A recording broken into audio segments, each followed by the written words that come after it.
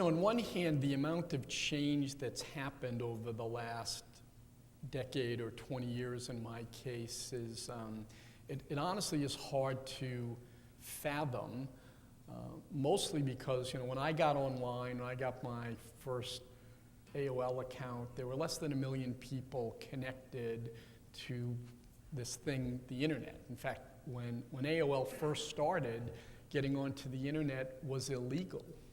We had to hack into the internet. We forget that Washington really created, DARPA and regulatory bodies really created this economic engine, but it was illegal to get online.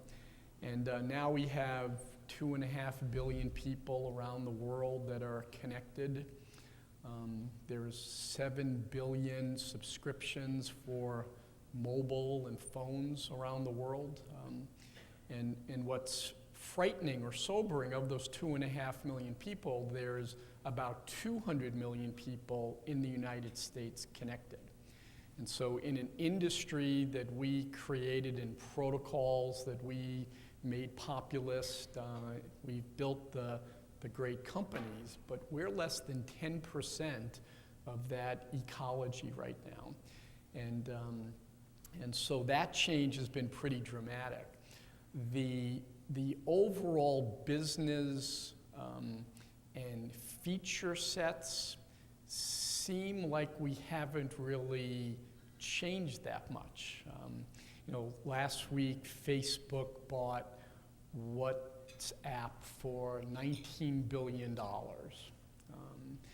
And I said, geez, I think I did something like that. We bought ICQ, which was a instant messaging service mostly outside of the US. And then a couple of days later, they said they're going to put phone calling and VoIP into it. And I said, geez, I think we did that in 1998.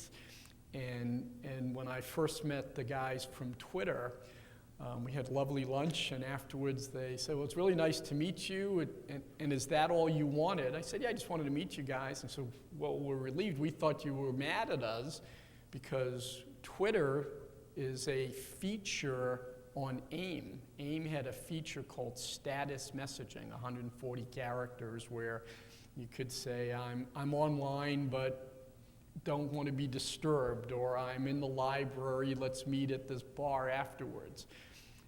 And so even with all of the changes, for the most part, most of the functionality around communications and context and community has stayed pretty constant.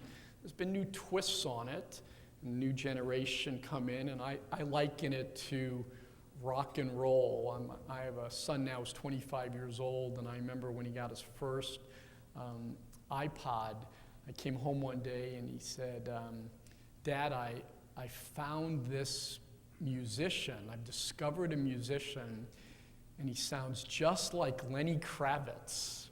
And it was Jimi Hendrix.